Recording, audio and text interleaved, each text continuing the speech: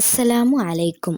ഇന്ന് ഞാൻ പറയാൻ പോകുന്നത് ഗർഭിണിയായ സ്ത്രീകൾ ഗർഭം മുതൽ പ്രസവം വരെ ചൊല്ലേണ്ട സൂറത്തുകളും ദിക്റുകളും സ്വലാത്തുകളെ കുറിച്ചാണ്. ഇൻഷാ അല്ലാഹ്. സ്വാലിഹീങ്ങളായ കുട്ടികളെ നമുക്കെല്ലാവർക്കും അല്ലാഹു നൽകട്ടെ. ആമീൻ. മക്കളില്ലാതെ വിഷമിക്കുന്നവർക്ക് അല്ലാഹു നല്ല സ്വാലിഹീങ്ങളായ മക്കളെ നൽകി അനുഗ്രഹിക്കട്ടെ. ആമീൻ. അംഗവൈകല്യങ്ങളില്ലാത്ത മക്കളെ കിട്ടാനും സുഖപ്രസവത്തിന് വേണ്ടി ഗർഭകാലത്ത് ഓതേണ്ട സൂറത്തുകൾ. സൂറത്ത് ഇൻഷിഖാഖ്.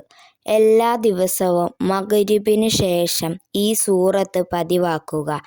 ആദ്യത്തെ 5 ആയത്തുകൾ ഓതിയതിനു ശേഷം അത് വെള്ളത്തിലൂതി കുടിക്കുക. സൂറത്ത് ഷംസ്, സൂറത്ത് ഹാക്ക എന്നിവ ഓതുക. അംഗവൈകല്യങ്ങളില്ലാത്ത നല്ല കുട്ടികൾക്കായി ആയിഷ ബീവി റളിയല്ലാഹു അൻഹ ഓതാൻ നിർദ്ദേശിച്ച സൂറത്തുകൾ. 5-ാം മാസം മുതൽ സൂറത്ത് നസർ പാരായണം ചെയ്യുക.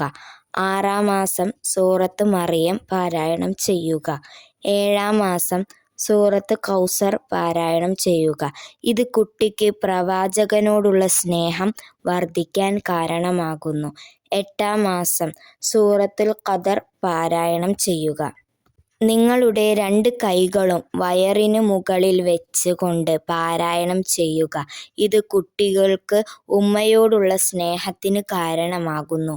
9-ാം മാസം സൂറത്ത് യാസീൻ പാരായണം ചെയ്യുക. പിന്നീട് സൂറത്ത് വാഖിയ പാരായണം ചെയ്യുക.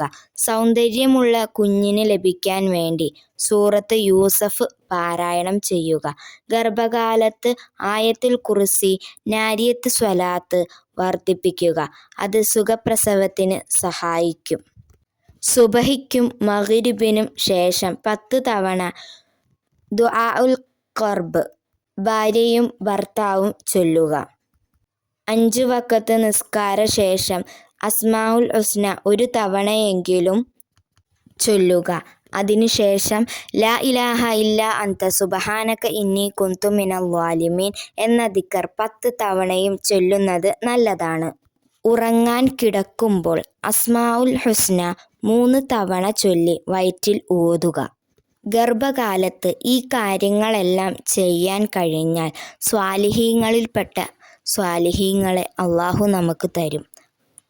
അല്ലാഹു അംഗവൈകല്യങ്ങളില്ലാത്ത സ്വാലിഹീങ്ങളായ ഇരുലോകത്തും നമുക്ക് ഉപകരിക്കുന്ന നല്ല മക്കളെ നൽകി സന്തോഷിപ്പിക്കട്ടെ. പ്രസവ സമയത്തെ എല്ലാ പ്രയാസങ്ങളും ലഘൂകരിച്ച് സുഖപ്രസവം നൽകി സന്തോഷിപ്പിക്കട്ടെ. ആമീൻ ആമീൻ ആമീൻ. മക്കളില്ലാത്തവർക്ക് നല്ല സന്താനങ്ങളെ അല്ലാഹു നൽകി അനുഗ്രഹിക്കട്ടെ. ആമീൻ യാ റബ്ബൽ ആലമീൻ.